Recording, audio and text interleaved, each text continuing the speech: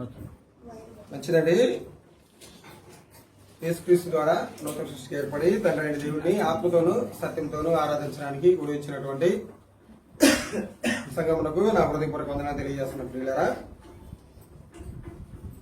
గడిచిన వారం నుండి ఇప్పటి వరకు కూడా మనందరికీ తండ్రి అయిన దేవుడు మంచి ఆరోగ్యాన్ని, మంచి ఆయుష్ని దయచేసి ఈ రీతిగా మళ్ళీ మనకు ఒక దినాన్ని మరి యొక్క పరిశుద్ధపు ఆదివారపు ఆరాధన కార్యక్రమాన్ని దేవుడు మనందరికీ దయచేసినందుకే మనందరం కూడా దేవునికి కృతజ్ఞతాస్తుతులు చెల్లింపబద్ధులై ఉన్నాం కనుక ప్రతి ఒక్కరు కూడా మనం మర్చిపోకూడనటువంటి ఏదైనా ఒక విషయం ఉందంటే దేవుణ్ణి జ్ఞాపకం చేసుకోవడం. ప్రతి ఒక్క రోజు మీకు వీలు కుదిరినప్పుడల్లా దేవుణ్ణి జ్ఞాపకం చేసుకుంటూ దేవుడు ఇచ్చినటువంటి యొక్క ఆరోగ్యానికై ఆయుష్కై మనందరం కూడా దేవునికి కృతజ్ఞతాస్తుతులు చెల్లింపబద్ధులై ఉన్నాం కనుక కాబట్టి ఎవరు కూడా నిర్లక్ష్యంగా ఎవరు కూడా మర్చిపోకుండా దేవునికి కృతజ్ఞతల స్థుతులు చెల్లిస్తూ మన యొక్క భక్తి జీవితాన్ని కొనసాగించాలని మీ అందరికీ తెలియజేస్తున్నాను పిల్లలారా. అలాగే ఈ రోజు కూడా మన జీవితాలకి ఏ మాటలు అయితే అవసరమో ఆ మాటలు మనందరం కూడా కలిసి కొద్ది నిమిషాలు మనందరం ధ్యానిద్దామండి. అదేంటంటే పాత నిబంధన గ్రంథంలో మొత్తాన్ని మీదకి మనకి ఎన్ని చరిత్ర గ్రంథాలు ఉన్నాయి? 12 చరిత్ర గ్రంథాలు ఉన్నాయి. పాత నిబంధన గ్రంథంలో మొత్తం మీద మనకి 12 చారిత్రక గ్రంథాలు ఉన్నాయి. అలాగే కొత్త నిబంధనలు ఎన్ని ఉన్నాయి? ఒకటే కదా, అపోస్తుల కార్యాలు ఒకటే. సంఘ చరిత్ర గురించి కానివ్వండి, సంఘం ఉద్భవించడం కానివ్వండి, ఎక్కడి నుంచి మొదలైంది అనేది మొత్తం కొత్త నిబంధన మీద మనకి ఎక్కడ దొరికిందండి? ఇదంతా అపోస్తుల కార్యాల్లో మనకి ఒక సంఘ చరిత్ర, అది ఎలా ఏర్పడింది, ఎవరి ద్వారా ఏర్పడింది, ఎంతమంది చేరారు అనేది మొత్తం కూడా కొత్త నిబంధన గ్రంథంలో మనకి ఎక్కడ కనబడింది అంటే ఈ యొక్క అపోస్తుల కార్యాల్లోనే. అలాగే ఈ రోజు కూడా ఒక భక్తుడి గురించి, ఆ యొక్క అపోస్తుల కార్యాల్లోనే ఒక భక్తుడి గురించి మనందరం ఆలోచన చేద్దాం. ఎందుకంటే ఇంతకుముందు వారాలన్నీ కూడా నేను ఒక లైన్ మీద వచ్చాను. ఆత్మీయ జీవితంలో దశల వారి ఎదుగుదల అనేటువంటి దాని మీద చెప్పుకుంటా వచ్చాం. ఒక 5 లక్షణాలు, కొన్ని విసర్జించవలసినటువంటి కొన్ని 5 లక్షణాలు మనం ధ్యానించాం. ఈ వారం కొంచెం నేను దాన్ని బ్రేక్ ఇచ్చి కొత్త పాఠాన్ని ఎంచుకోవడం జరిగింది. అదేంటిదంటే ఒక వ్యక్తి గురించి మనందరం ఈరోజు ధ్యానం చేద్దాం. ఎవరంటే ఆయన ఒకసారి అపోస్తుల కార్యాలు ఓపెన్ చేయండి. అపోస్తుల కార్యాల గ్రంథం, అపోస్తుల కార్యాల్లో 10వ అధ్యాయంలో ఒక భక్తిపరుడైనటువంటి ఒక అన్యుడు కనపడతాడు. 10వ అధ్యాయం చూడండి ఒకసారి. మనందరికీ, నాకు తెలిసి ఇది మాక్సిమం అందరికీ తెలిసినటువంటి, ఈయన అందరికీ సుపరిచితమైనటువంటి వ్యక్తే. మనం కొత్తగా చెప్పాల్సిన అవసరం లేదు. కాబట్టి మనం ఏంటంటే మళ్ళీ ఈయన గురించి మనం కొన్ని ఆత్మీయ విషయాలు అనేది మళ్ళీ మనం నెంబర్ వేసుకుందామండి. చూడండి ఒకసారి అపోస్తుల కార్యాల్లో 10వ అధ్యాయం. దీనికి పాఠంగా ఒక పేరు పెట్టుకోవచ్చు, భక్తిపరుడైనటువంటి అన్యుడు నేర్పు ఆత్మీయ పాఠాలు. ఏం పెట్టుకోవచ్చు అంటే భక్తిపరుడైనటువంటి అన్యుడు నేర్పు ఆత్మీయ పాఠాలు అని మనం దీనికి ఒక టైటిల్ ఇచ్చుకున్నట్లయితే చాలా బాగుంటది. దీంట్లో మనం మొదటిగా ఒక వచనాన్ని ధ్యానిద్దాం. అపోస్తుల కార్యాల్లో 10వ అధ్యాయం 36వ వచనం ఒకసారి చదవండి. అపోస్తుల కార్యాలు 10వ అధ్యాయం. యేసుక్రీస్తు అందరికీ ప్రభు. ఈ మాట కూడా మనందరికీ సుపరిచితమే, అవునా కదా? మనం చర్చిల మీద కానివ్వండి, లారీలు కానివ్వండి, ఆటోల మీద కానివ్వండి, బండ్ల మీద కానివ్వండి, ఎక్కువగా ఈ యొక్క మాట అనేది మనకి కనపడతా ఉంటుంది. ఏమని? యేసుక్రీస్తు వారు అందరికీ ప్రభు అని, అవునా కదా? ఎవరు మాట్లాడుతున్నారు ఈ మాట? ఎవరితో మాట్లాడుతున్నారు? ఎక్కడ మాట్లాడుతున్నారు? మనం కూడా బైబిల్ ధ్యానాన్ని చేసేటప్పుడు, పురుషులందరికీ తెలిసిందే, బైబిల్ ధ్యానాన్ని చేసేటప్పుడు ఈ 3 ప్రశ్నలు వేసుకోవాలి మనందరం. ఏంటిదంటే, ఒక వచనం మనం చదివినప్పుడు ఈ వచనం ఎవరు మాట్లాడారు, ఎవరితో మాట్లాడారు, ఎక్కడ మాట్లాడారు అనేటువంటి ఆ 3 ప్రశ్నలు మనం వేసుకొని చదివితే బైబిల్ గ్రంథం మనకి కొద్దిగా అర్థమయ్యేటువంటి అవకాశం ఉంటది. మొదటిగా అసలు ఈ మాట ఎవరు మాట్లాడారని మనం ధ్యానించినట్లయితే, ఎవరు మాట్లాడారంటే ఈ మాట అపోస్తులైనటువంటి పౌలు గారు మాట్లాడారు. ఎవరు మాట్లాడారమ్మా? అపోస్తులైనటువంటి పౌలు గారు మాట్లాడారు. ఎవరితో మాట్లాడారు? కొర్నేలి గారితో కానివ్వండి, కొర్నేలి గారి కుటుంబ సభ్యులతో కానివ్వండి, ఈయన ఈ మాట మాట్లాడటం జరిగింది. తర్వాత ఎక్కడ మాట్లాడారు? ఆయన మరి ప్లేస్ కూడా తెలియదుగా. ఈ మాట అనేది, ఈ ప్లేస్ అనేది ఎవరు ఎక్కడ మాట్లాడారంటే కైసరియాలో మాట్లాడారు. కైసరియా అంటే ఎవరిదంటే ఈయన యొక్క పట్టణమే. ఎవరు నివసించేటువంటి పట్టణం అంటే ఈ కొర్నేలి గారు నివసించేటువంటి పట్టణం పేరే కైసరియా. అర్థమైంది కదా. ఎవరు మాట్లాడారు ఆ మాట అంటే పౌలు గారు మాట్లాడారు, పేతురు గారు మాట్లాడారు. ఎవరితో మాట్లాడారయ్యా అంటే కొర్నేలి గారితో మాట్లాడారు. ఎక్కడ మాట్లాడాయా అంటే కైసరియాలో మాట్లాడాడు. అసలు ఎందుకు ఈ మాట మాట్లాడాల్సి వచ్చింది అని మనం ఆలోచన చేస్తే మనం మొదటి కాడి నుంచి చదువుకుంటా వద్దాం. అసలు ఈ మాట ఎందుకు అనాల్సి వచ్చింది, ఈ మాట వెనక ఆంతర్యం అనేది ఏంటని మనం ఆలోచించవచ్చు. ఒకసారి చదవండి, మొదటి వచ్చిన కాడి నుంచి 10వ అధ్యాయం. ఇటలీ పటాలం అనబడిన పటాలములో శతాధిపతి అయిన కొర్నేలి అను భక్తిపరుడు ఒకడు కైసరియాలో. చదవడమ్మా మరొకసారి. ఇటలీ పటాలం అనబడిన పటాలములో శతాధిపతి అయిన కొర్నేలి అను భక్తిపరుడు ఒకడు కైసరియాలో ఉండేను. ఇక్కడ మనం ఒక భక్తిపరుడు గురించి మాట్లాడుకుంటున్నాం. ఆయన పేరు ఏంటంటే కొర్నేలి గారు. ఎవరంటే ఆయన అంటే అన్యుడు. ఈయన ఒక అన్యుడు. అలాగే ఈయన ఎవరంటే శతాధిపతి అంట. బైబిల్ గ్రంథాలు మనకి దశాధిపతి అని, శతాధిపతి అని, సహస్రాధిపతి అని ఉంటాయి. దశాధిపతి అంటే 10 మంది మీద అధిపతిగా ఉన్న వాళ్ళని ఏమంటారంటే దశాధిపతి అంటారు. శతాధిపతి అంటే ఎవరంటే 100 మంది మీద ఉన్నటువంటి వ్యక్తిని ఏమంటారంటే శతాధిపతి అంటారు. సహస్రాధిపతి అని ఎవరి మీద అంటారంటే 1000 మంది మీద ఉన్న వ్యక్తిని, 1000 మంది సైనికుల మీద అధిపతిగా ఉన్న వ్యక్తిని ఏమంటారంటే సహస్రాధిపతి అంటారు. తెలుసుకోవాలి, ఇది అన్ని తెలుసుకోవాలి, మనకి మంచిది. దశాధిపతి అంటే 10 మంది మీద ఉన్న వ్యక్తిని ఏమంటారు దశాధిపతి అంటారు. 100 మంది మీద సైనికుడిగా ఉన్న వ్యక్తిని ఏమంటారంటే శతాధిపతి అంటారు. 1000 మంది మీద ఉన్నటువంటి అధిపతిని, 1000 మంది సైనికుల మీద ఉన్నటువంటి అధిపతిని ఏమంటారంటే సహస్రాధిపతి అంటారు. ఈయన ఎవరి మంది మీద, ఎంతమంది మీద ఉన్నాడు ఈయన? 100 మంది మీద సైనికుడిగా, పెద్దవాడిగా, అధిపతిగా ఉన్నాడు. ఎక్కడంట ఆయన? ఎక్కడ? కైసరియాలో. అలాగే ఏ దేశంలో ఉన్నాడంటే ఈయన ఇటలీ అనేటువంటి ఒక దేశంలో పటాలం అనబడిన పటాలంలో. పటాలం అనబడిన పటాలం అంటే ఏంటంటే మన తెలుగు భాషలో అర్థం కావడానికి బెటాలియన్ అంటారు. పటాలం అనబడిన పటాలం అంటే ఏంటంటే బెటాలియన్ అని. ఈ బెటాలియన్ అనేది ఎలా ఉంటదంటే కొంతమంది పోలీసులు ఉంటారు అక్కడ, సపరేట్ గా పోలీసులు ఉంటారు అక్కడ. ఈ పోలీసులు ఎప్పుడెప్పుడు పిలిపించుకుంటారంటే వాళ్ళని పెద్ద పెద్ద సభలు జరిగినప్పుడు, అల్లర్లు జరుగుతాయి కదా, పెద్ద పెద్ద స్ట్రైకులు చేసినప్పుడు ప్రజలు కానివ్వండి, తిరుగుబాటుదారులు కానివ్వండి, ఇలా మనకి ఎలక్షన్ జరిగేటప్పుడు కూడా కొంతమంది వ్యక్తులు పిలిపిస్తారు వేరే స్టేట్ వాళ్ళందరినీ ఏమంటారంటే బెటాలియన్ అంటారు. ఈ ఇటలీ దేశంలో బెటాలియన్ ఉందంట. ఆ బెటాలియన్ ఎక్కడ ఉందంటే ఈ యొక్క కైసరియాలో ఉంది. యేసుక్రీస్తు వారు జీవించినటువంటి కాలంలో ఎవరో ప్రభుత్వం పరిపాలిస్తా ఉన్నారంటే అక్కడ ఎవరు ప్రభుత్వం పరిపాలిస్తా ఉంది? రోమా ప్రభుత్వం కదా పరిపాలిస్తా ఉంది అక్కడ. ఈ రోమా ప్రభుత్వానికి ముఖ్య పట్టణం ఏదంటే ఈ కైసరియా.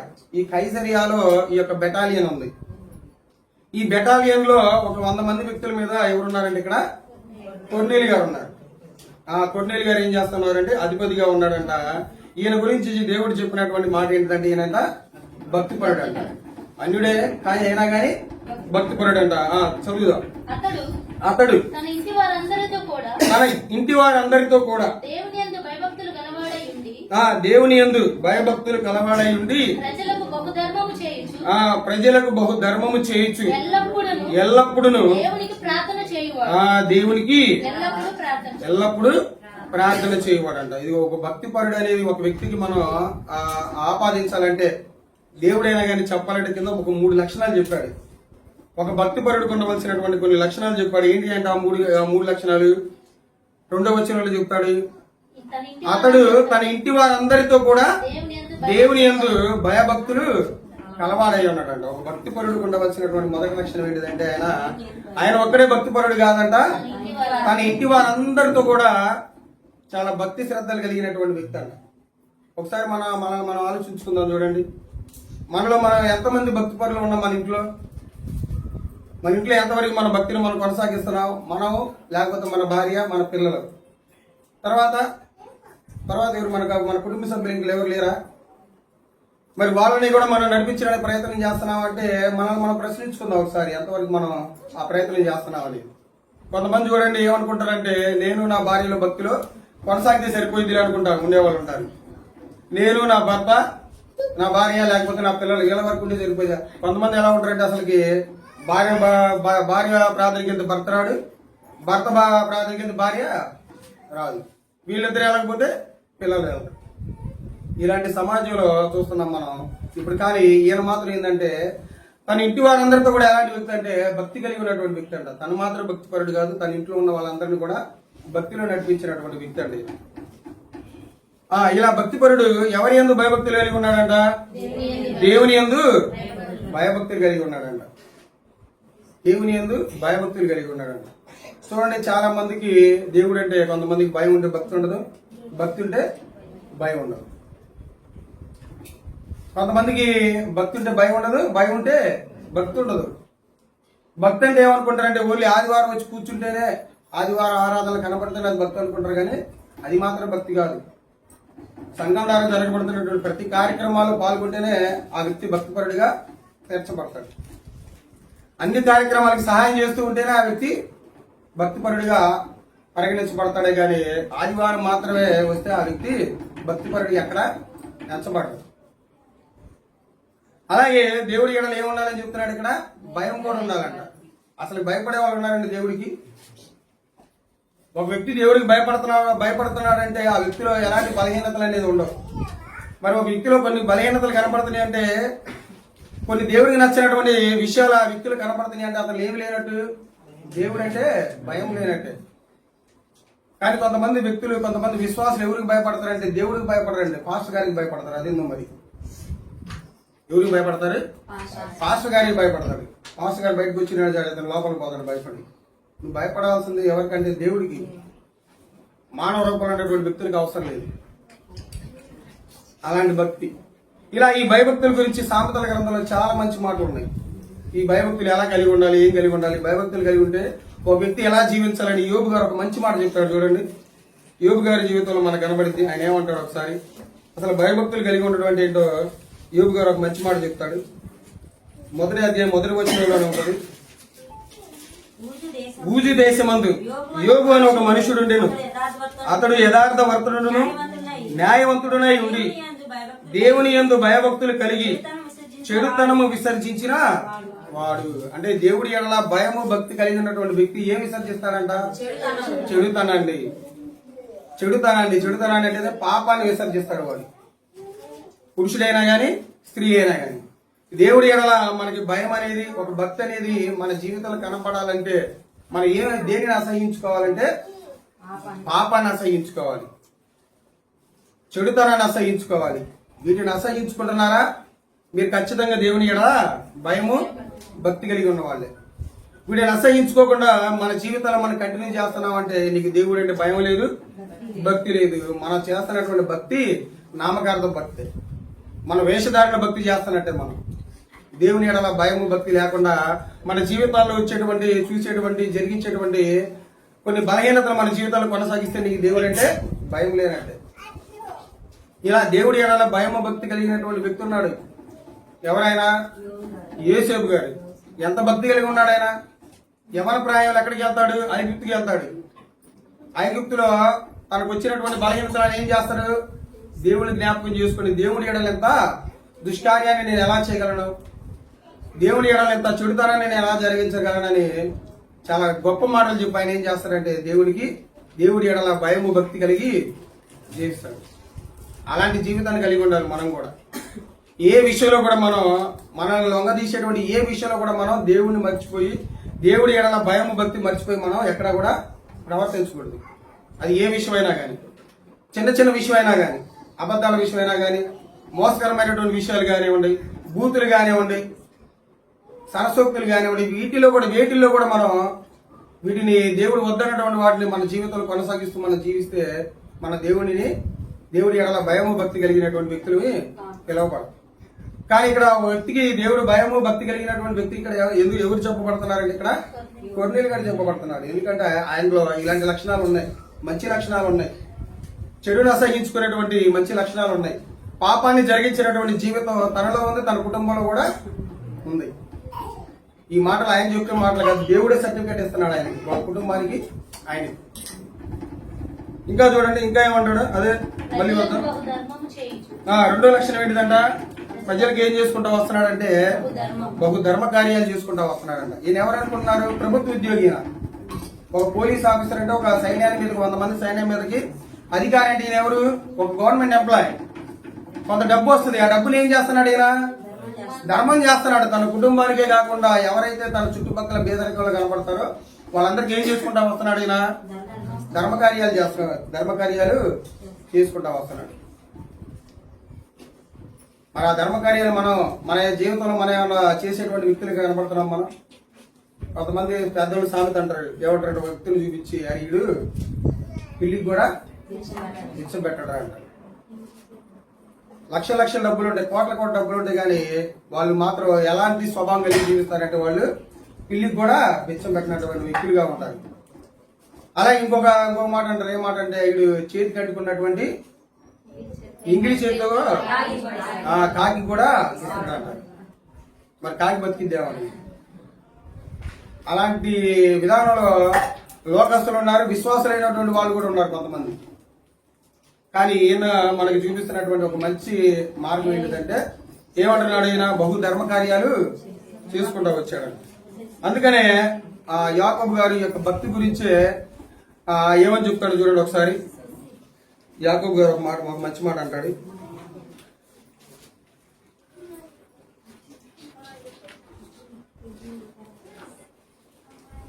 ఒక మంచి మాట అంటాడు చూడండి. యాకోబు గారు 1వ అధ్యాయం 27వ వచనంలో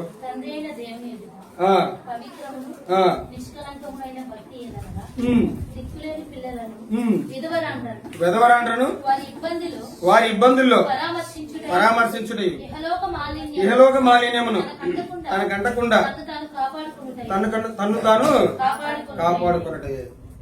ఇది భక్తి అంటే.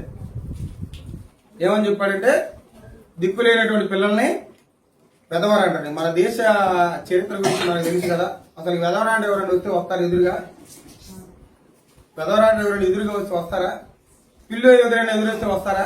కాట్ కనపడంగా ఎవరైనా వస్తారా? చూడండి బైబిల్ గ్రంథం మనకి ఎంత మంచిగా ఇలాంటి వ్యక్తుల గురించి ఎంత బాగా మాట్లాడుతుందో. వెధవరాండ్ర విషయంలో ఎలా చేయమన్నాడు? వాళ్ళని పరామర్శించమన్నాడు, వాళ్ళకి సహాయం చేయమన్నాడు, వారి ఇబ్బందులు ఏమన్నాడు? ఆదుకోమన్నాడు వాళ్ళని. అదే భక్తి అంటే. అలాంటి భక్తి చేసి ఉంటాడు. తనకు ఉన్నటువంటి డబ్బులు ధర్మకార్యాలు ఇలాంటివి చేసి ఉంటాడు. యూదా ప్రజల్లో కానివ్వండి, తన చుట్టుపక్కల ఉన్నటువంటి వాళ్ళలో కానీ ఇలాంటి మంచి కార్యాలు చేశాడు. 3వ లక్షణంగా చూద్దాం చూడండి. ఇంకేం చేశాడు ఆయన? ఎల్లప్పుడూ దేవునికి ప్రార్థన చేస్తూ ఉండేవాడంట. ఎల్లప్పుడూ చేస్తూ ఉండేవాడంట ప్రార్థన. కానీ మనకి చూడండి ఒకసారి, మన జీవితంలో చూడండి, మనం రోజుకి ఎన్నిసార్లు వచ్చి ప్రార్థన చేసుకుంటున్నాం? ఎన్నిసార్లు జ్ఞాపకం చేసుకున్నాం దేవుణ్ణి? ఒక 10 సార్లు నేను దేవుణ్ణి రోజు మొత్తంలో దేవుడికి ఒక 10 సార్లు ప్రార్థన చేస్తా ఉన్న వాళ్ళు ఎవరైనా ఉన్నారా? ఏది లేదండి. 5 సార్లు సరే, రోజు మొత్తంలో ఒక 5 సార్లు దేవుడికి నేను ప్రార్థిస్తాను అన్న వాళ్ళు ఎవరైనా ఉన్నారా? 3 సార్లు ఉన్నారు. తినే ముందు అది. మరి భక్తి పరులు ఊరకే రారు. దేవుడే ఊరక రాయించడు. ఈయన ఏం చేస్తా ఉండేవాడంటే సమయం దొరికినప్పుడల్లా, అది 10 సార్లు కాదు, 20 సార్లు కాదు, 30 సార్లు కాదు, దేవుడు లెక్క రాసింటాడు. ఎన్నోసార్లు చేసి ఉంటాడు ఆయన. ఎల్లప్పుడు అంటే సమయం దొరికినప్పుడల్లా, తనకు అవకాశం దొరికినప్పుడల్లా ఏం చేస్తా ఉండేవాడంటే దేవుడికి ప్రార్థనలు చేస్తూ ఉండేవాడు. ఇది కూడా నేర్చుకోవాలి మనం. ఒక వ్యక్తి తన జీవితంలో పాపపు ఆలోచనలు రాకుండా ఉండాలంటే తన పనిని తన నిమిత్తం అయిపోయిన తర్వాత ఎవరిని జ్ఞాపకం చేసుకుంటా ఉండాలంటే దేవుడిని జ్ఞాపకం చేసుకుంటా ఉండాలి. దేవుడు చేస్తున్నటువంటి మేలుని జ్ఞాపకం చేసుకుంటా ఉండాలి. లేకపోతే తన కుటుంబంలో ఉన్నటువంటి కుటుంబ సభ్యులైనా కానీ అతను జ్ఞాపకం చేసుకోవాలి. అప్పుడు కానీ తన యొక్క మైండ్లోకి ఎలాంటి అనాలోచనలు అనేవి రాకుండా ఉండడానికి అవకాశం ఉంటుంది. కాబట్టి ఇలాంటి లక్షణాలు కలిగి జీవించాడండి ఆయన. మొదటిగా చాలా దేవుడి ఎడల భయము భక్తి కలిగినటువంటి వ్యక్తి అయినా, అలాగే ఎన్నో ధర్మకార్యాలు జరిగించినటువంటి వ్యక్తి అయినా, 3వదిగా ఎల్లప్పుడూ తన జీవితంలో ప్రార్థన చేసుకుంటూ వచ్చినటువంటి వ్యక్తి. ఈయన గురించి తన ఇంటిలో పనిచేసేటువంటి కొంతమంది సైనికులే కొన్ని సాక్ష్యాలు మాట్లాడిస్తారు చూడండి. ఇక్కడ ఏం జరిగిందండి? 10వ అధ్యాయంలో ఈయన దగ్గరికి దేవుని దూత వస్తుంది. దేవుని దూత వచ్చి నువ్వు కొంతమంది వ్యక్తులు పంపించి పేదరు గారు ఎక్కడ ఉంటారంటే ఎప్పేలో ఉంటాడు.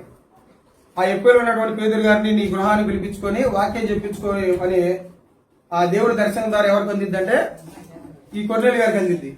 ఎంబటి కొర్నేలు గారు ఏం చేస్తారంటే తన ఇంటిలో ఉన్నటువంటి ఇద్దరు భక్తి పరులని అలాగే తన సైన్యంలో పనిచేసేటువంటి ఒక వ్యక్తిని ఈ ముగ్గురిని ఏం చేస్తారంటే పిలిపించి తనకు వచ్చినటువంటి దర్శనాన్ని వాళ్ళ ముగ్గురికి తెలియజేసి ఎప్పేలో ఉన్నటువంటి ఎవరి దగ్గర పిలిపించడానికి పంపిస్తాడు? ఆయన్ని పేదరు గారిని పిలిపించడానికి పంపిస్తాడు. పంపించినప్పుడు వాళ్ళ ముగ్గురు పేదరు గారి దగ్గరకు వచ్చి తన యజమాని అయినటువంటి కొర్నేలు గారి గురించి కొన్ని మంచి సాక్షి వస్తారు. చూడండి 10వ అధ్యాయం 22వ వచనంలో. అందుకు వారు ఎవరంటే ఇందాక చెప్పాను కదా, తన ఇంట్లో పనిచేసేటువంటి ఇద్దరు భక్తి పరులు, అలానే తన సైన్యంలో ఉన్నటువంటి ఒక భక్తి పరుడు.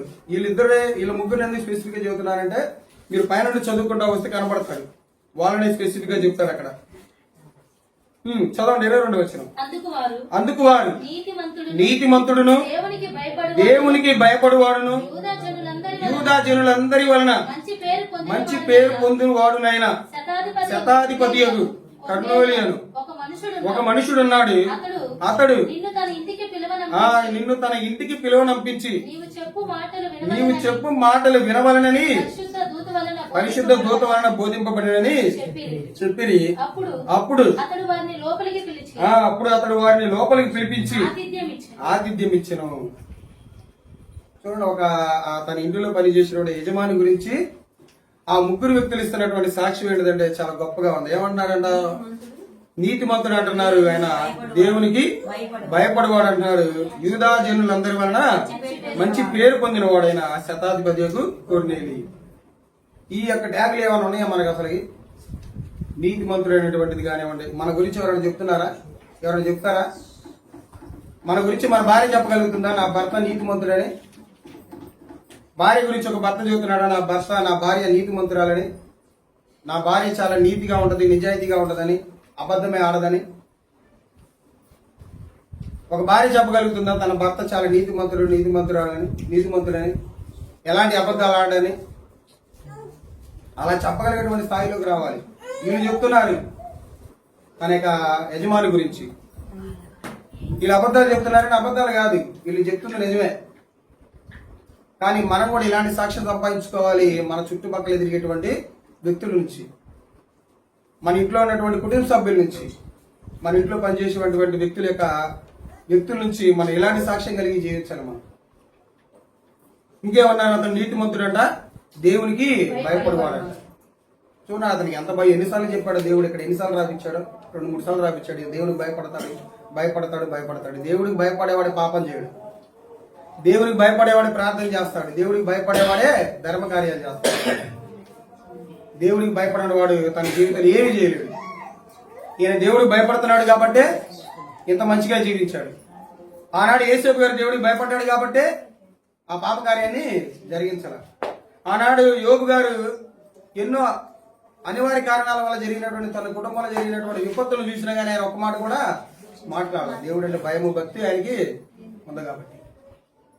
ఒకవేళ మనం కూడా ఇలాంటి కొన్ని బలహీనతలు మన కుటుంబాల్లో కానివ్వండి, మనం కానీ ఏమన్నా జరిగిస్తున్నామేమో, అలా జరిగించినట్లయితే ఈనాడు మనం ఈ యొక్క కొన్నిలు కానీ మనకు జ్ఞాపకం చేస్తున్నాం. ఆయన ఎడల తన కింద పనిచేసిన వ్యక్తులు ఇస్తున్నటువంటి సాక్ష్యాన్ని మనం జ్ఞాపకం చేసుకుందాం. ఆ సాక్ష్యాన్ని సంపాదించేంత విధంగా మనం మన భక్తి జీవితాన్ని కొనసాగిద్దాం. నీతిమంతుడైనటువంటి అందరి నోట నీతిమంతుడైనటువంటి విధానం రావాలి. అందరి ఏడాలి ఇతను దేవుడికి భయపడతారనేటువంటి మాట రావాలి. అందరూ కూడా ఇతనంటే ఇతరు ఎవరంట? యూదా జనులందరి వలన మంచి పేరు పొందినవాడంట. అన్నిడు ఉన్నటువంటి కుటుంబ సభ్యుల వల్లే కాదు, తన చుట్టుపక్కల ఎవరైతే యూదా జనాంగం ఉంటారో వాళ్ళ ఏడల కూడా ఈయన మంచి పేరు వచ్చిందంట. ఈయనకి ఎంత బాగా పలకరించి ఉంటే, ఎంత బాగా జీవిస్తే, ఎంత బాగా దేవుని ఏడల భయభక్తులు కలిగి ఉంటే ఈయనకి ఇంత మంచి పేర్లు వస్తాయి, ఇంత మంచి ట్యాగులు వస్తాయి ఈయనకి. ఇలా మనం కూడా ఇలాంటి మంచి పేర్లు తెచ్చుకునేటువంటి ప్రయత్నం మనం చేయాలి. అలాగే ఇంత పెద్ద స్థాయిలో ఉన్నటువంటి ఆయన ఉన్నటువంటి మరొక లక్షణం ఏంటిదంటే, ఒక మంచి లక్షణం విధేయత చూపిస్తాడు. ఎవరి ఎడల విధేయత చూపిస్తాడంటే ఆ పేతురు గారి ఎడల. తన ఇంటికి వచ్చాడు కదా వాక్యం చెప్పడానికి, సువార్త చెప్పడానికి కొర్నేలు గారి ఇంటికి వచ్చినప్పుడు ఆయన చూపించినటువంటి విధేయత చూడండి ఎలా ఉంటుందో. 34వ వచనం 25. కొర్నేలి అతన్ని ఎదుర్కొని అతని పాదముల మీద పడి నమస్కారము చేసెను. చూడండి ఎంత తగ్గింపో, చూడండి ఎంత విధేయత, చూడండి ఆయనకున్నటువంటి స్థాయి ఏంది, ఈయనకున్నటువంటి స్థాయి ఏంది. పేతురు గారికి ఉన్న స్థాయి ఏంది, కొర్నేలి గారికి ఉన్నటువంటి స్థాయి ఏంది. కొర్నేలి గారు ఎవరు? 100 మంది వ్యక్తుల మీద అధికారి. అయినా గాని దేవుడి ఎడల ఉన్నటువంటి భయాన్ని బట్టి ఆయన ఏం చేసుకున్నాడంటే ఎంతో విధేయత తనకు చూపించుకున్నాడు. ఎంతో విధేయత కలిగి చూపించాడు. చూడండి ఆయన కాళ్ళ మీద పడి నమస్కారం చేశాడు. అలాంటి విధేయత కూడా కలిగి ఉండాలి మనం. ఎంత ఎదిగినా గానీ ఉదిగేటువంటి తత్వం కలిగి ఉండాలి మనం. అలాంటి లక్షణం కలిగి ఉండాలి మనం. చూడండి ఎవరి పొజిషన్ అనుకున్నారు ఏంది? కొర్నేలి గారిది ఒక పెద్ద పోలీస్ ఆఫీసర్ పొజిషన్. ఆ పోలీస్ ఆఫీసర్ ఏం చేస్తాడంటే ఒక నార్మల్ సువార్థికుడికి ఏం చేస్తున్నాడు? కాళ్ళకి వంగి నమస్కారం చేస్తున్నాడు. ఈనాటి కాలంలో చూడండి కొంతమంది పోలీసులు వాళ్ళ భాష విధానం కానివ్వండి, వాళ్ళ బిహేవియర్ కానీ ఎలా ఉంటది? చాలా రూడ్ గా ఉంటది. చాలా ఎవరు మెచ్చుకోలేనంత విధంగా ఉంటది. వాళ్ళ పలకరింపు కూడా చాలా గంభీరంగా ఉంటది, అంత సౌమ్యంగా ఉండదు. కానీ ఈయన చూడండి ఎంత భక్తిపరుడు. ఆయన రాంగల్ని ఆయనకి కాళ్ళకి వంగి నమస్కారం చేశాడు. ఏం చేస్తాడు చూడండి. ఇంకా నీవు లేచి నిలువుము, నేను కూడా నరుడనే అని చెప్పి అతను లేవనెత్తి అతనితో మాట్లాడుచు లోపలికి వచ్చి అనేకులు కూడి ఉండుట చూసాను. ఈ లోపల ఏం చేశాడు ఈయన? పేతురు గారు వచ్చే లోపల ఏం చేశాడు? తన ఇంట్లో ఒక గృహకోడికి ఏర్పాటు చేశాడు. ఏం చేశాడు? ఒక గృహకోడికి లాంటిది, ఒక సావాస కొడికి లాంటిది ఒకటి ఏర్పాటు చేశాడు. తన కుటుంబీకులతో పాటు ఇక ఎవరైతే దేవుడి ఎడల భయభక్తులు కలిగి ఉంటారో, ఎవరైతే దేవుడిని నమ్ముకుని ఉంటారో వాళ్ళందరినీ ఏం చేస్తాడు? పోగు చేసి తన కుటుంబంలో కూర్చోబెడతాడు. తన కుటుంబంలో కూర్చోబెట్టి ఆ రోజు ఏం జరిగిందంటే వాక్యాన్ని చెప్పి, వాక్యం ద్వారా వాక్యం విన్నటువంటి వాళ్ళందరూ కూడా చివరికి వచ్చేసరికి ఏం జరిగిందంటే వాళ్ళందరూ కూడా బాప్తీసం పొందుకుంటారు. ఈ లోపల ఏం జరిగిందంటే ఈ పేతురు గారు రావడానికి ముందుగా ఒక సూచకనే జరిగింది అక్కడ. తెలుసా? మీ అందరికి తెలిసే ఉంటది. దేవుడు ఒక సూచకని చూపిస్తాడు. ఒక ఏమంటారు, ఆత్మ ద్వారా ఒక పెద్ద దుప్పటి వచ్చింది. ఒక కలబావలాగా ఒక పెద్ద దుప్పటి వచ్చింది. ఒక పెద్ద బకెట్ లాగా కొన్ని వస్తాయండి. ఆ బకెట్లు ఏమొస్తాయంటే కొన్ని అనేక రకాలైనటువంటి చతుష్పాద జంతువులన్నీ అక్కడ కనబడతాయి. ఇవన్నీ కనబడినప్పుడు దేవుడు అని చెప్తాడంటే పైనుండి దేవునితో ఏమని చెప్పిద్దంటే వీటిలో ఉన్న వాటన్నిటిని నువ్వు నిరభ్యంతరంగా చంపుకొని తినవచ్చు అని చెప్తాడు. తినవచ్చు అని చెప్పినప్పుడు యూదులకు ఒక ఆచారం ఉంటుంది. ఏ ఆచారం అది? నిషిద్ధమైనది ఏది కూడా తినకూడదు అని చెప్తాడు. నేను వీటిని ఎలా తినకూడదు? తినేనయా, మనం తినకూడదు కదా వీటిని అని చెప్తాడు. దేవుడు ఏం చేస్తాడంటే 2-3 మార్లు ఇవేం కాదు తినవచ్చు అని చెప్పినప్పుడు చివరికి ఆ ఇంటికి వెళ్ళిన తర్వాత అతనికి అర్థమైంది దేవుడు ఎందుకు వీటన్నిటిని తినమన్నాడు అనేది. ఎందుకు తినమంటాడు? యూదుల విధానంలో ఏంటంటే అన్యులను చాలా ఎలా చూసేవాళ్ళు? యూదులు అసహ్యంగా చూసేవాళ్ళు, వాళ్ళని అంటరాని వాళ్ళగా చూసేవాళ్ళు, వాళ్ళని కొంచెం తక్కువగా చూసేవాళ్ళు. ఆనాడు ఏం జరిగిందంటే ఈ దేవుడి యొక్క దర్శనం ద్వారా పేతురు గారికి జ్ఞానోదయం ఏం చేస్తారంటే ఆయన వాళ్ళ ఇంటికి వెళ్ళి ఏం చేస్తారంటే వాళ్ళకి వాక్యం చెప్తాడు. అప్పుడు ఆ మాట ఏ మాట 36 వచనం అంటాడు చూసారా? ఏమంటాడు 36 వచనంలో? యేసుక్రీస్తు వారు అందరికీ ప్రభు. అంతకుముందు ఎలా ఉండేదంటే ఈ దేవుడు ఊళ్ళి యూదా వారికి అనుకుంటే ఉండేవాడు. కానీ ఈయన యొక్క భక్తి విధానాన్ని చూసి దేవుడు కూడా ఏమైపోయాడంటే మర్చిపోయాడు. దేవుడు కూడా ఆనందపడి వీళ్ళకు కూడా సువార్త చెప్పాలి. ఈ అన్ని జనాంగంలో నన్ను తలుచుకొని నా యొక్క న్యాయ విధుల ప్రకారం జీవించేటువంటి వ్యక్తులు కూడా నేనేం చేయాలి? సువార్త ప్రకటించి వాళ్ళకు కూడా నేను సంఘాలుగా నడిపించాలని ఏం చేస్తారంటే వాళ్ళ దగ్గర పంపించి వాళ్ళకి సువార్త ప్రకటించి దేవుడి రక్షణలోకి తీసుకొస్తాడు. చివరి వచనంలో అదే ఉండి చూడండి. 10వ అధ్యాయంలో చివరి వచనం కాదు, ఇక్కడ ఎక్కడ కనబడిందంటే 44 వచనం అనుకుంటా, 47 వచనం. అందుకు పేతురు మనవలే పరిశుద్ధాత్మను పొందిన వీరు బాప్తీసం పొందకుండా ఎవడైనను నీళ్లకు ఆటంకం చేయగలడా అని చెప్పి యేసుక్రీస్తు నామమున వారు బాప్తీసం పొందవలనని ఆజ్ఞాపించెను. చూడండి, అన్యులకి పేతురు గారి ద్వారా రక్షణ వచ్చింది. ఎలా రక్షణ వచ్చిందంటే ఈ యొక్క కొర్నేలు గారు దేవుడి ఎడల భయము భక్తి కలిగి ఉండటం వల్ల, దేవుడి యొక్క న్యాయ విధుల ప్రకారంగా జీవించడం వల్ల తనతో పాటు తన కుటుంబాన్ని కూడా ఈయన ఏం చేసుకుంటా వచ్చారంటే రక్షించుకుంటా వచ్చారు. చూడండి ఎన్ని మంచి లక్షణాలు కనపడ్డాయి ఈయనలో. మొదటిగా ఏం చేసుకున్నాం, మొదటి లక్షణం ఏంటంటే ఇలా ఒక భక్తిపరుడు. తర్వాతగా లక్షణంగా మనం ఏం చూసుకున్నామంటే తన భక్తిపరుడు తన మాత్రమే కాకుండా తన ఇంటి వారందరితో కూడా ఆయన భక్తి కలిగి జీవించాడు. మూడో లక్షణం ఏం కనపడిందంటే మనకి ఆయన బహు ధర్మ కార్యాలు చేయొచ్చు వచ్చాడు. భక్తి అంటే నిర్వచనానికి ఆయన డెఫినేషన్ గా నిలబడ్డాడు. ఇది మూడో లక్షణం. నాలుగో లక్షణం ఏంటిది, ఎల్లప్పుడూ ఆయన ఏం చేసుకుంటా వచ్చాడంటే దేవునికి ప్రార్థన చేసుకుంటా వచ్చాడు, దేవునికి కృతజ్ఞతాస్తుతులు చెల్లించుకుంటా వచ్చాడు. ఎల్లప్పుడూ తన జీవితంలో జరిగినటువంటి మేలుకి ఆయన దేవునికి ప్రార్థన చేసుకుంటా వచ్చాడు. ఆయన నాలుగో లక్షణం ఏంటిదంటే ఆయన ఎంతో విధేయత కలిగినటువంటి వ్యక్తి, ఎంతో మంచి సాక్ష్యం కలిగినటువంటి వ్యక్తిగా కనపడ్డాడు మనకి. తన దగ్గర ఉన్నటువంటి వ్యక్తుల ఎడల ఎంతో మంచి పేరు కలిగినటువంటి వ్యక్తి, మంచి సాక్ష్యం కలిగినటువంటి వ్యక్తిగా మనకి ఈ కొర్నేలు గారు కనపడ్డారు. అలాగే ఎంతో విధేయత చూపించినటువంటి వ్యక్తిగా మనకు కనపడ్డాడు కొర్నేలు గారు. ఎలాంటి విధేయత చూపించారంటే ఒక నార్మల్ పర్సన్ నడుచుకుంటా వస్తుంటే ఒక పెద్ద స్థాయిని కూడా మర్చిపోయి ఏం చేస్తారంటే ఆయన ఎదురుగా వెళ్ళి పేదరు గారు ఎదురుగా వెళ్ళి ఆయన కాళ్ళకి నమస్కారం చేస్తాడు. అలాంటి తగ్గింపు కలిగినటువంటి లక్షణం మన ఇంట్లో చూడొచ్చు.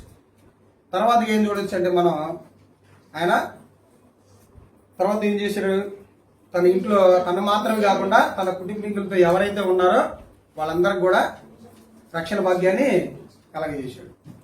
చూడండి, ఒక వ్యక్తి వల్ల ఎంత పరిణామం జరిగిందో. బైబిల్ గ్రంథంలో లేదా ఒక వ్యక్తి వల్ల తన కుటుంబం అంతా కూడా రక్షణ పడిన వాళ్ళు చూడండి. లూదియా గారు ఉన్నారు, ఏం చేశారు, పెద్ద ఆయన కూడా పెద్ద బిజినెస్. ఊదారంగ పొడి అంటే చాలా కాస్ట్లీ పొడి అది. ఆ కాస్ట్లీ పెద్ద బిజినెస్ ఉమెన్ ఏం చేసిందంటే దేవుడి మాటలకు విని తనతో పాటు తన కుటుంబాన్ని మొత్తాన్ని కూడా ఏం చేసుకుందంటే రక్షించుకుంది.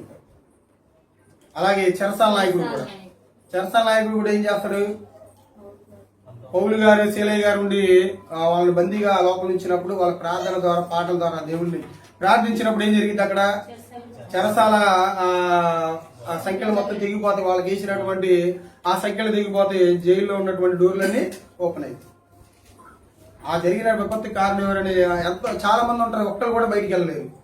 ఎమ్మటే ఈ యొక్క విపత్తుకి కారణం ఎవరు అనుకుని ఆ చెరసాల నాయకుడు ఏం చేసుకుంటాడు, తనను తాను చంపుకుంటాడు. అలా చంపుకోబోతున్నటువంటి తన పౌలు గారిని నిన్ను నువ్వు ఏం చేసుకోవద్దు, ఏ హాని చేసుకోవద్దు, ఇక్కడ ఉన్నటువంటి వాళ్ళు ఎక్కడ కూడా పారిపోవడం చెప్పగలే. ఆ యొక్క విధానానికి భయపడినటువంటి ఆ చెరసాల నాయకుడు ఏం చేస్తారంటే ఆ రోజు సాయంత్రమే తనతో పాటు తన ఇంటికి కూడా వెళ్ళి తన ఇంటిలో ఉన్న వాళ్ళందరూ కూడా ఏం చేసుకుంటాడు, ఆయన రక్షించుకుంటాడు, బాప్తీసం తీసుకుంటాడు, వాక్యం చెప్పించుకుంటాడు.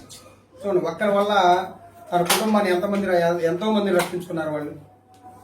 ఈయన కూడా చూడండి, పేతురు గారు వచ్చే లోపల ఏం చేశాడు, తన ఇంట్లో ఒక కోడికను ఏర్పాటు చేశాడు. మనం కూడా మన ఇంట్లో కోడికలు ఏర్పాటు చేసుకున్నప్పుడు మనతో పాటు మన ఇంటి పక్కన ఉన్న వాళ్ళందరూ కూడా పిలుచుకొని మనం కూర్చోబెట్టుకుని వాక్యం వినిపించుకుంటాం కదా. అలానే ఈ కొర్నేలు గారు కూడా ఏం చేశారంటే నేను మాత్రమే మారడం కాదు, నా కుటుంబం మాత్రం మారడం కాదు, నా ఇరుగు పొరుగు వాళ్ళు కూడా రావాలి, దేవుడు అంటే తెలిసిన వాళ్ళు కూడా రావాలి, తెలియని వాళ్ళు కూడా రావాలనుకుని ఏం చేసి ఉంటాడంటే ఆయన మొత్తాన్ని ఏర్పాటు చేశాడు. తన ఇంట్లో ఏర్పాటు చేసినటువంటి వ్యక్తుల్ని చూసినటువంటి పేతురు గారు తన కలిగినటువంటి దర్శనాన్ని గురించి పేతురు గారికి చెప్తారు. పేతురు గారికి అర్థమైపోయింది, నన్ను వీళ్ళకి వాక్యం చెప్పడానికి దేవుడినే పిలిపించుకున్నాడు, వీళ్ళకి వాక్యం చెప్పాలి, వీళ్ళకి మార్చాలి, దేవుడు పక్షపాతి కాదు అని ఆ పైన మాటలో మనకు కనపడింది. దేవుడు అందరికీ, యూదులు మాత్రమే దేవుడు కాదు, ఇజ్రాయెల్ మాత్రమే దేవుడు కాదు, అన్యులకు కూడా ఈయన దేవుడే. అన్యులు కూడా ఎవరైతే ఆయన ఎడల భయభక్తులు కలిగి ఉంటారో, ఎవరైతే ఆయన కట్టల ప్రకారం ఎవరైతే జీవిస్తారో వాళ్ళకు కూడా నా రక్షణ ఉంటుందని తెలియజేసి అక్కడ ఉన్నటువంటి వ్యక్తులు కూడా మార్చడం జరిగింది. చూడండి, ఈయన యొక్క భక్తి జీవితంలో మనం నేర్చుకోవాల్సిన ఎన్నో మంచి లక్షణాలు ఉన్నాయి, చాలా మంచి లక్షణాలు ఉన్నాయి. కాబట్టి ఇలాంటి లక్షణాలని మనం చేజిక్కించుకోవడానికి మనం ఏం చేస్తూ ఉండాలంటే ప్రయత్నం చేస్తూ ఉండాలి. విని విడిచిపెట్టి వారి వాళ్ళు మనం ఉండకూడదు. అలా ఉన్నామంటే మనకి వేషధారులకి ఎలాంటి తేడా లేదు. ఒక వేషధారి ఎలా జీవిస్తాడంటే దేవుడి ద్వారా పొందేటువంటి మేలు అనుభవిస్తాడు, కానీ దేవుడి దగ్గరకు వచ్చేసరికి ఆ మేలుని మర్చిపోతాడు. కాబట్టి అలా ఎవరు లేరనుకున్నా నేనైతే ఇక్కడ అందరిది కూడా దేవుడికి దేవుడి మాటలు చెప్పిన ప్రకారంగా దేవుడు ఇస్తున్నటువంటి ఆయుష్ని ఆరోగ్యానికి దేవునికి కృతజ్ఞతాస్తుతులు చెల్లిస్తూ దేవుని ఎడల భయభక్తులు కలిగేటువంటి వ్యక్తులుగా కనపడతారు నేనైతే అనుకుంటున్నా. ఎందుకంటే మొన్న గృహ కోడికలని మన గృహ ప్రార్థనని మనం ఇచ్చాం కదా, చాలా మంది ప్రార్థన తిరిగేటప్పుడు చాలా మంచిగా రెస్పాండ్ అయ్యారు. అందరు కూడా చాలా బాగా ఇదిగా ఫీల్ అయ్యారు. అది బాగా నచ్చింది. అందరు కూడా రావటం, ప్రార్థనలు ఏకీభవించడం కానివ్వండి, వాళ్ళకు ఉన్నటువంటి బాధలు చెప్పడం కానివ్వండి, ఇలాంటివన్నీ చెప్పుకోవడం, ఇలాంటివన్నీ దేవుని ఎగడల వాళ్ళ యొక్క బాధలు కుమ్మరించుకోవడం అనేది చాలా మంచి విషయం అది. కాబట్టి ఇలాంటి కార్యక్రమాలు కూడా మీరు అందరూ ప్రోత్సహించండి. ఎవరు కూడా నీరసపడమాకండి. ఎవరు కూడా మాకు ఆ పనులు ఈ పనులు నేను, ఎందుకంటే నెలకు ఒకసారే కదా. మాకైతే చాలా బాగుంది. ఇలా వచ్చి సంఘస్థులందరూ పలకరించి ఒక మాట దేవునికి ప్రార్థన చేసుకుని వాళ్ళ జ్ఞాపకం చేసుకుని 2 మాటలు మాట్లాడుకోవడం అనేది ఎలా ఉండదంటే చాలా ప్రశాంతంగా ఉంది. అంటే మన ఎవరి సుఖ దుఃఖాలు ఎవరికి ఎదుటి వాళ్ళకి తెలుస్తూ ఉన్నాయి. ఎందుకంటే కుటుంబాల్లో మేజర్గా ఎన్ని ప్రాబ్లమ్స్ కనపడతా ఉంటాయి అంటే నాకు తెలిసినటువంటి దాన్ని బట్టి ఆర్థికపరమైనటువంటి ఇబ్బందులు, లేకపోతే అనారోగ్యపరమైనటువంటి ఇబ్బందులు. ఈ 2 కుటుంబాల్లో ఎక్కువగా కనబడేవి. ఏంటిది? ఆర్థికపరమైనవి, అనారోగ్యపరమైనవి. ఈ 2 ఎక్కువగా నేనైతే ఫైండ్ అవుట్ చేసింది. మన ఆ తిరిగినటువంటి మొలకలూరులో కానివ్వండి, నర్సరాపేటలో కానివ్వండి. ఈ 2 కూడా ఈ లేకుండా ఉండాలంటే దేవుడు ఎలాగైతే చెప్పాడో, ఎలాగైతే జీవించమన్నాడు, ఉన్న దాంట్లో మనం ఎలాగైతే కలిమి లేకుండా ఎలాగైతే జీవించమన్నాడో, ఆహార నియమాల విషయాల్లో కూడా దేవుడు కొన్ని మంచి మాటలు చెప్పాడు. కాబట్టి వాటన్నిటిని మనం కలిగి జీవిస్తూ మన కుటుంబంలో ఎడల ఇలా ఈ కొర్నేలు గారి ఎలాంటి లక్షణాలు అయితే కలిగి జీవించాడో అలాంటి మంచి లక్షణాలు కలిగి జీవిస్తూ మనందరం కూడా దేవుడి ఎడల భయభక్తులు కలిగి ధర్మకార్యాలు చేస్తూ ఎల్లప్పుడూ ప్రార్థనలో ఉంటూ మన యొక్క కుటుంబాలనే కట్టుకుంటూ ఇతరుల ఎడల మనం మంచి సాక్ష్యం కలిగి జీవించాలని మనస్ఫూర్తిగా మీ అందరికి తెలియజేస్తూ నా మాటలు ముగిస్తున్నాను. మీ అందరికీ నా హృదయపూర్వక వందనాలు.